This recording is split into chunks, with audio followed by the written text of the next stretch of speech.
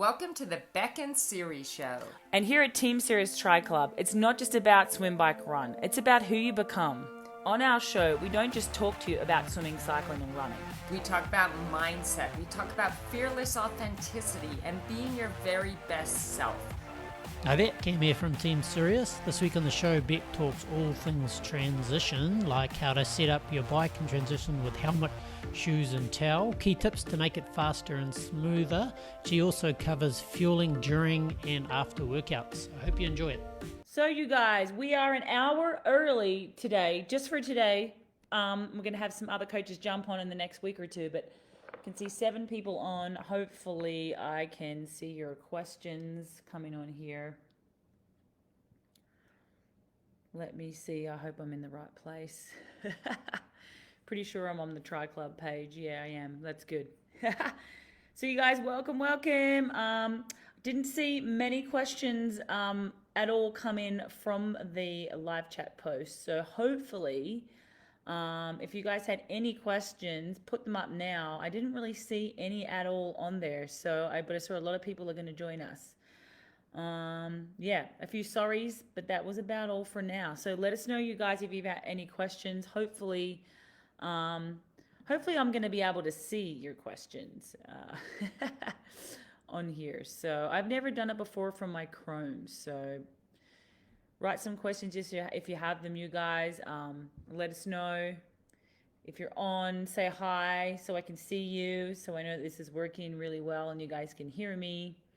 Just help me out a little bit here. So as I said, I'm using Google Chrome for the first time for my desktop, so I can't see any questions. Oh, we say hi.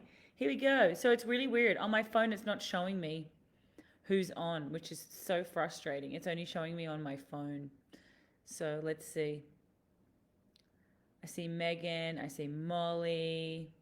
Hey, you guys. I see Mel, Dan, Becky. Hey, you guys. How are you all? I know I've got a couple people here that are doing our Shreduary, our shredders on here that are doing our 28 workouts and our 28 meal plan, which is basically kind of dairy-free, gluten-free, non-inflammatory. So that's basically what it is. And 28 workouts, probably a little too basic for you guys that are triathletes. It's pretty simple, but let's see who we have. A question about getting protein in right after the hard workout, especially when dairy doesn't sit well and you're not near home.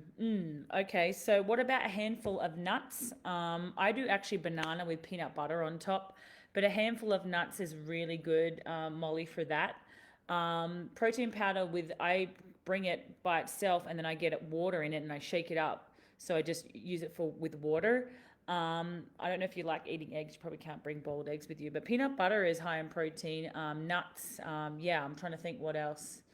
Some legumes are high, but they're kind of hard to carry around too. So I would say the best thing would be like a handful of nuts or a protein bar. If you can't find anything that's real food, it's probably the best way to go. So let's see if there's any other questions. Can you talk about fueling between training workouts and the Shreduary meal plan? Oh, let's do that. Let's do that on the next one. I'll answer that question on the Shreduary page. It's probably better. But fueling for workouts for triathletes, you guys are training a lot more than everyday people. So, you're doing anywhere between 30 minutes, 40 minutes to like 5 or 6 hours. So the most important thing is really fueling while you're training. If you're not doing that, that's when you're going to get sore and tired and tight muscles and glycogen depletion and really sore muscles and DOMS, delayed onset muscle soreness, the next day. So you don't want that. So if you're eating what you're normally eating, but you're adding in the training, the key is to keep consistently eating during your workouts if it's over kind of 2 hours. If you've got a really high intense 2-hour run or bike, you can add some fuel in there, but really you don't need to fuel too much under the 2-hour mark, but the recovery is really important. So you want to be, here's my comments over here. That's perfect. So I would say that when you're doing your training, anything above 2 hours, you want 1 gram of carbohydrate per kilo of body weight per hour. So I'm 60 kilos, probably a bit heavier than that now, but I usually had about 60 grams of carbs.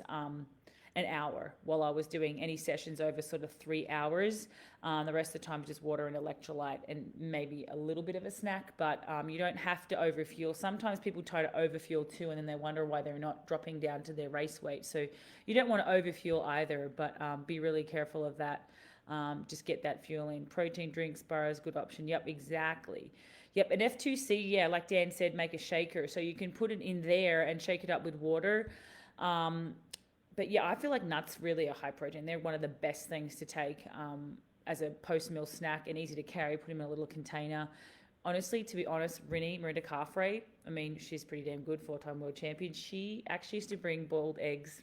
I'm not kidding you. I don't know how she kept them cold, but she'd bring boiled eggs and eat them after a workout. So she was very adamant about her training. So happy to have you guys all on here. Next week, we are going to have like some coaches come on as well. Some of our other coaches, so you guys get to know them a little bit better as well. So that'll be exciting. Michael Lynn, what would be the key principles getting faster on the bike? Great question, Michael. Absolutely great question. Okay. So there are many ways you can get faster on the bike. If you're new to the sport, and you haven't been doing it for very long, or even if you're not, there's many key ways, and I would say depending on where you're at in the season, some of the key workouts are as follows. So you definitely want to be including, hopefully you're on a training plan that will at least have you covering everything that you need, because you want to be doing strength. You want to be doing strength work, which is very low cadence, like a deadlift, like a squat. Get it down to like 50 cadence, but build into that. Like we always start our guys at like 70, 75 RPM, and it should feel really, really hard. It's not like you're just slowing your pedal down. It should feel like a grind in the pedal. We always tell you to do it in your time trial bars, okay? You can do it seated, some of it, but most of the time we say do it in your TT bars so that you're training those muscles in your time trial position and they're adapting to the strength in that position. So you want to try and do as much as you can in that position if you have your time trial bike or you're doing your race on your time trial bike. So you're conditioned to doing it in that. Even we did hill reps on a hill if you're not on your trainer, and you do it up a really steep hill, and if it gets really steep, just still stay in the bars, but lift your weight off the seat a little bit just to keep the pressure through the pedals. You can actually do it like Chrissy Wellington climbing to the turnaround at Harvey in Kona. She climbed in her time trial bars with her butt out of the seat. So she's still in that strong position. It actually helps too because your heart rate's lower, because you're still aero and you're not using your heart and lungs out higher up. So I think it's a brilliant way to climb. Practice seated as well, but most of the time we can stay unless it's a really hilly epic course in our bars. So that's one thing. Start at 1 minute, go 2 minutes, 3 minutes, 4 minutes, 5 minutes. Once you can do 5 minutes comfortable with no knee pain, no hammy pain, no pain at all, I would start doing, dropping it down to like from 75, drop your cadence down to 70, then try 65 and build it up. So once you're up to doing like 30 minutes at 70, you can start doing like a minute at 60, 10 or 15 times, and do a minute at 65 the next week. 55, 50 for the next week. So eventually you're going to get strong enough to be able to do several minutes, even as low as 50 cadence. But ideally, like start with 70 and build up from 1 minute, 2 minute the following week, 3 minute, 5 minute, 15. And if you are on a plan, you will see that. So that's one way. Long aerobic work is obviously going to get you cardiovascularly conditioned and muscle adaptation and all your tendons, ligaments, everything, you're neuromuscularly adapted in long workouts. So that would be a long, easy aerobic ride where you're just keeping really low heart rate and going for distance, okay?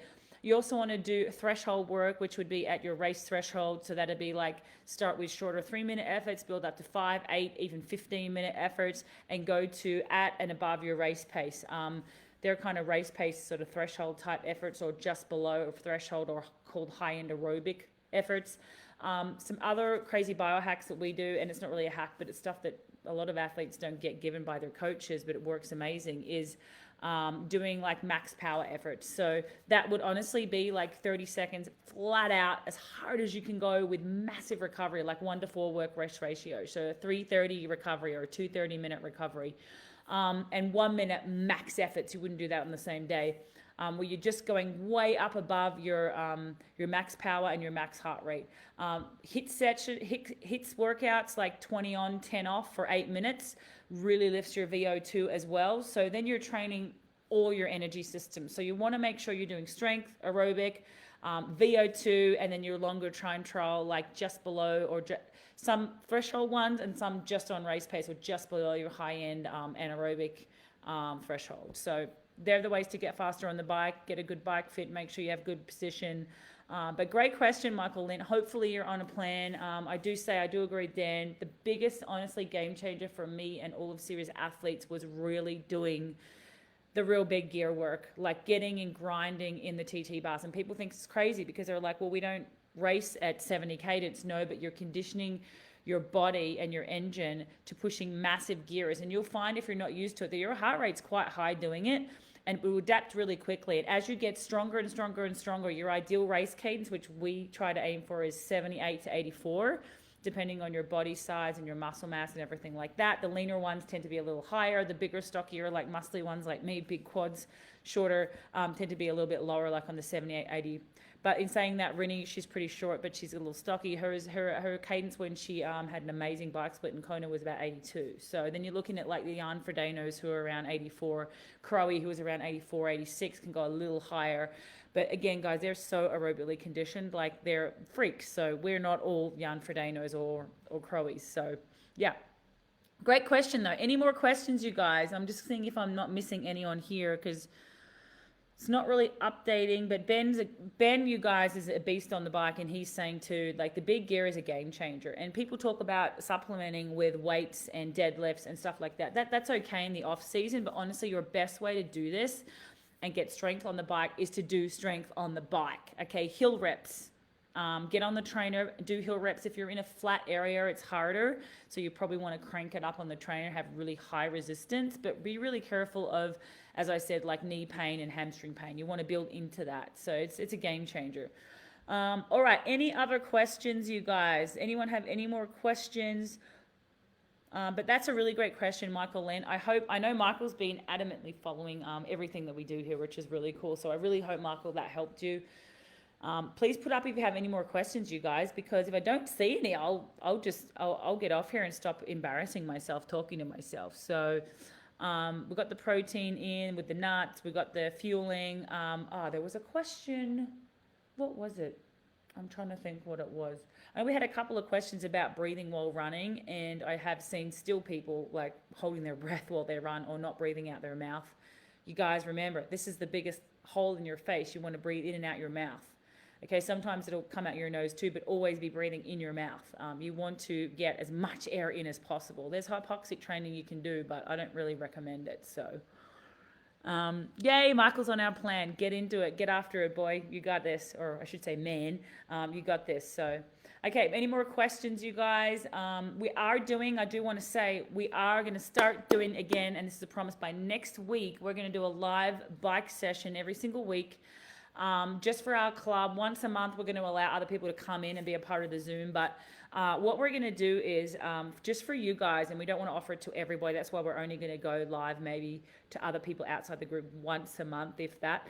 But Siri trains MC Maddie, and Becky does Karen's training, which is one of our coaches as well. So those three coaches and myself all do Siri sessions. We all do Siri sessions. So we're going to be doing a live bike session every single week, starting next week.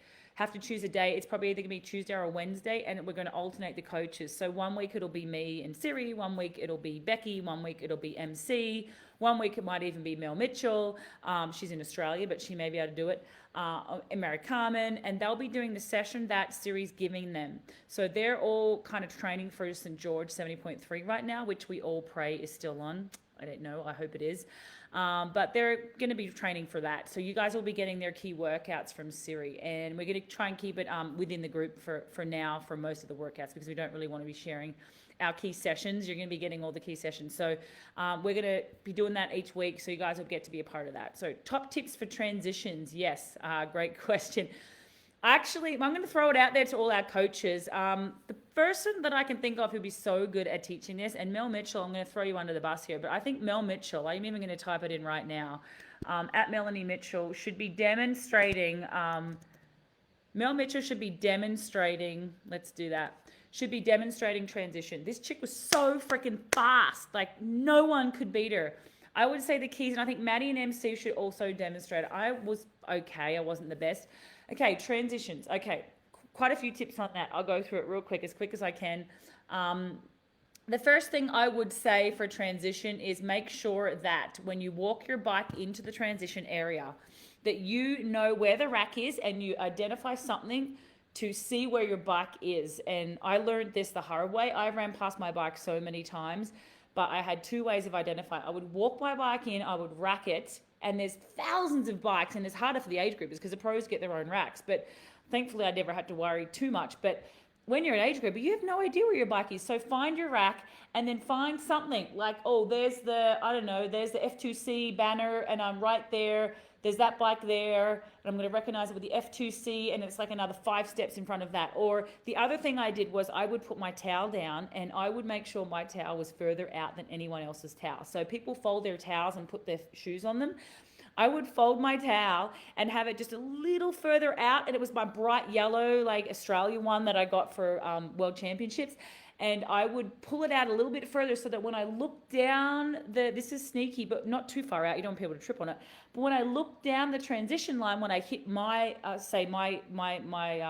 rack, I could see my towel sticking out a little bit more than everybody else's. Some people even go to the point of putting, I've seen balloons on there. I don't think they'd allow that, but put something like a bow or a ribbon or tie something like so you can see it. It's really important because you can walk straight past it. But let's Mel's going to do this. Mel's going to help out here because this is great. So Mel, let me know if you have any other tips that I missed. Okay, the other thing is rack your bike so that your handlebars are facing out if you can. Rack it by the seat if you can. Sometimes you can't, they don't allow it. People who have rear holders, they're held on usually by that, but be careful they don't snap off. But try and rack it by the seat so your handlebars are out.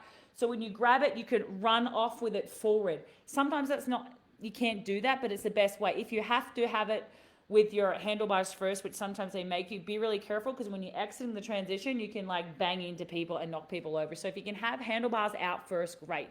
Okay, if you can put your helmet on the handlebars, I would, but make sure that it's very steady and that if the rack gets hit, it's not going to popple off. Like sometimes it depends on where I could sit it. When the handlebars are actually on the rack, and facing, and your back tire is facing out, so you're running in and you're seeing your back tire first, usually you can put your helmet on your handlebars and they won't move too much. But when you have your handlebars facing out to run out with your handlebars first, if you have your helmet on it, sometimes it can slip off the bars, and you don't want to come into transition and be looking everywhere for your helmet's being kicked around by other people. So just be careful with that. Some people used to prefer, I always put it on my bike. I just risked that. It was a choice. But for you age group guys, like there's a lot of mayhem.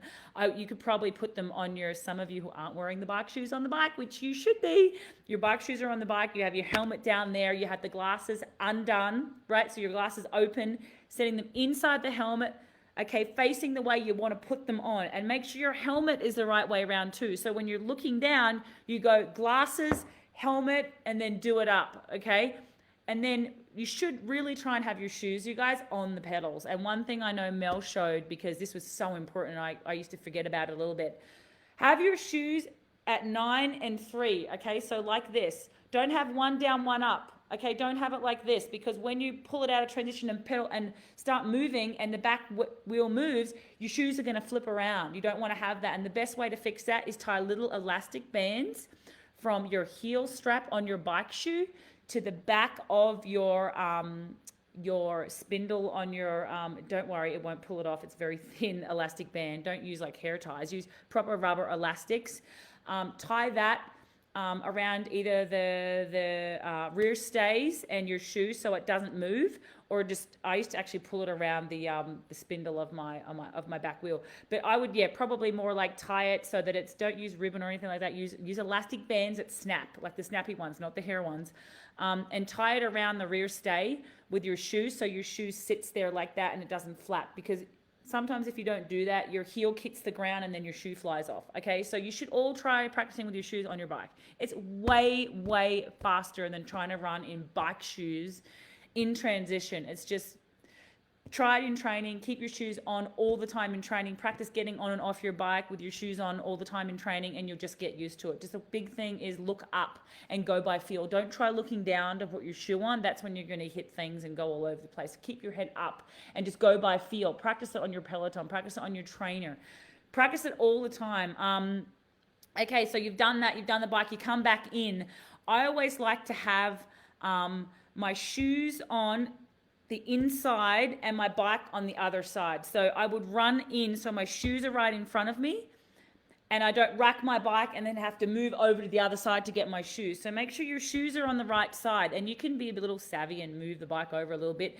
Get your shoes so that you can run in, put and you're right in front of your shoes, rather than put your bike up and then have to move around the back wheel and then get to your shoes. So have your shoes set so your bike's up there, and you can rack it whichever way is quicker. You can rack it from the front, rack it from the back. They don't have rules on that. So I would rack it as quick as you can either way, probably front on because you're facing forward.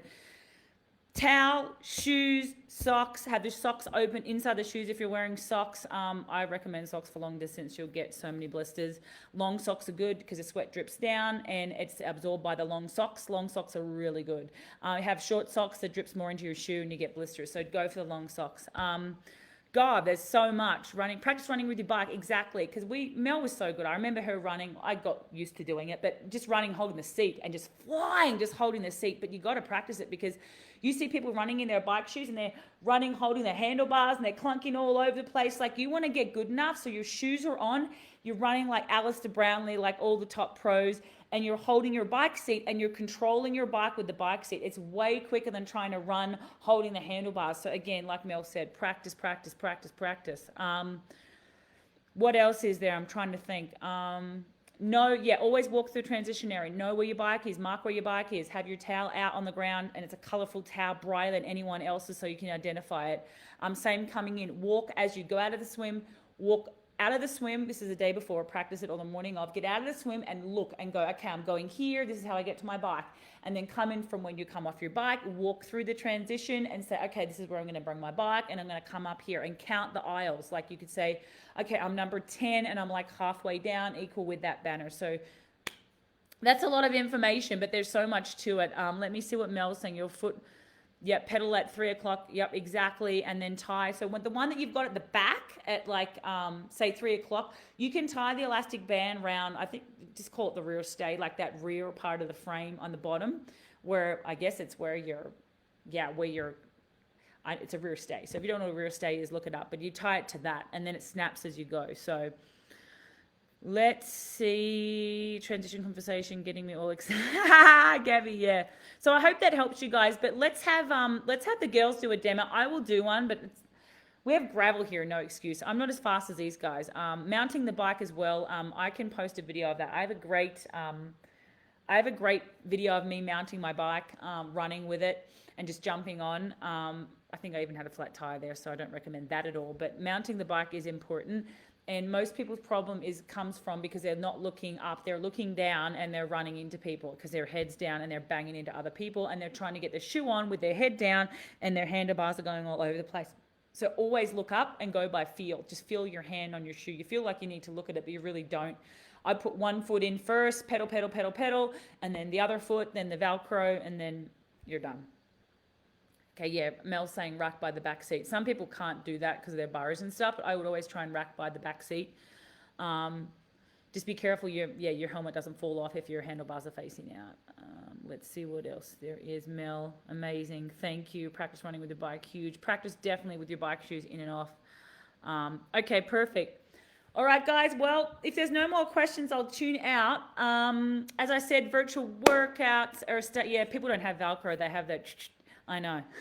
I'm old school. See, everything's changed and I only retired 4 years ago. Don't forget virtual workouts every single week from next week. Mel Mitchell, if you want to do a virtual one for everybody in Australia, that could work really well for these guys here to do an afternoon session. So I don't know what time it is there now, but it's kind of early-ish. I think it's like 8 or so in the morning. That would be great for the guys here that could join in the afternoon. So Mel, you can do any day that you choose. And I know Mel's going to do it for our Aussies, but she's probably going to do it in the morning, which is perfect because 7 there is about 3 or 4 here in the afternoon. So okie dokie, you guys. Yep, fingers crossed for St. George. I am crossing it too. Yep, always preset your gear, you guys. Practice it at home. I do like elastic shoelaces, yes, but I would recommend ones that you can loosen because often I do them too tight and then my foot goes numb and you do not want that. I made some massive stuff ups with having my elastic laces too tight. If you can get really good laces that don't come undone, especially for Ironman, I would use those rather than elastic, but make sure you practice in those shoes for long runs and everything because if they're too tight, it can be a nightmare, and your feet swell way more in an Ironman than they do in training. So just make sure they're looser. I do prefer just tying my laces normally. So Janet, I don't have the virtual workout dates yet. That's going to be decided by Becky, MC, Mel, and Mary Carmen are going to do 1 day a week rotating. I'm going to do one too, but it'll be like every week we'll change each coach, and it'll either be a Tuesday or a Wednesday morning, probably 6 or 7 in the morning. So we will let you know. So I hope this came across clear. It's the first time I've used Chrome on my Mac for the live chats, but it's looking really cool. Awesome, you guys. Any more questions, you guys? Let us know too, real quick right now, who's on here, the people that are on here. Would you do a bike workout in the evening if they're on in the evenings, or do you prefer the mornings? Let us know evening or mornings, because I know that if Mel does do one in the morning, say like at 5 or 6 in the morning, it's at least 2 or 3 in the afternoon, and some of you may be able to do that and jump on too. So we are doing a camp. We're not allowed to have it until, because we're still in the red zone here, we're not allowed to have it until our state's allowed to, or our county's allowed to have more people. So we're limited to like 11, which is not that worthwhile, although it would be.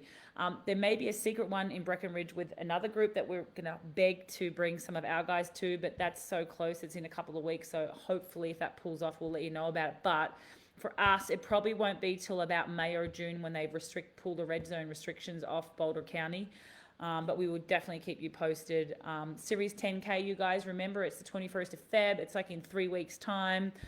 It is not too late to get the meal plan and the workouts for surgery if you wanted to do it. It ends at midnight tonight. But if you wanted to get the meal plans and do a stomach reset, if you have gut issues or anything like that, you can still sign up, you guys. That's still available, so make sure you reach out to me if you want that. We are going to do actual sessions as programmed on the day. Yes. Yep. So that's it. Yep. We're going to be doing sessions for these virtual workouts, you guys. It'll be the session that the coaches have given these athletes. So you'll be doing the pros workout. So I think it's really cool. You'll be getting a taste of what Siri gives, Mary Carmen and Becky and MC, and you'll be doing whatever workout they have on the day. And I'll be coaching you through it, and Siri will come on and coach you through it, because as the coaches are doing the workouts, they're probably not going to be able to talk that much. So you'll get the workout and then you'll just do it. And most of the time you shouldn't be able to talk anyway, because these are going to be really hard key workouts. So you're going to get a glimpse into what they're getting training for St. George 70.3 or whatever race they're doing. So yep. Sweet. All right, you guys. Lori's saying morning, AM or PM. Does depend on PST or EST. But the good thing is, like, if Becky's doing it where she lives in North Carolina, NC, I think it's NC. Wait, is it? I'm trying to remember. That'll be a different time zone to when MC does it here, Mountain Time. So it may not be the same time every week. So hopefully, and then Maddie's in Wisconsin, so hopefully that those time zones will be able to be suitable for everybody. So you'll all get to be a part of it each week or every couple of weeks. So yay, love you guys. Thank you so much for being on. So excited, and keep staying tuned. Remember all our discounts that we have. Use them, you guys. We have such amazing sponsors now. We're so excited. We really hope the races are on this year. We're praying they're still on. If not, you've always got Series 10K. Oh, South Carolina. Sorry, Becky. Series 10K coming up. I've been posting the 10K sessions every day, so you guys get a taste of it. I actually forgot to do today, so that just reminded me to do it. But let me know if you're doing it, and if you haven't signed up, I can send you guys the link. It's free. We'd love everybody to be a part of it. 21st of February, it's on a Sunday, so you can include it in your long run. So thank you guys. Love you all. Joe Hernandez, you're a gift to this group. We're so excited to have you too. Benny, Janet, thanks so much. And yeah, we'll see you guys again soon next week, if not before. We love you. Bye. Hi there, Cam here again. Thanks for listening, and don't forget, if you want to join these chats live, you can do so by joining the club at teamserioustriClub.com.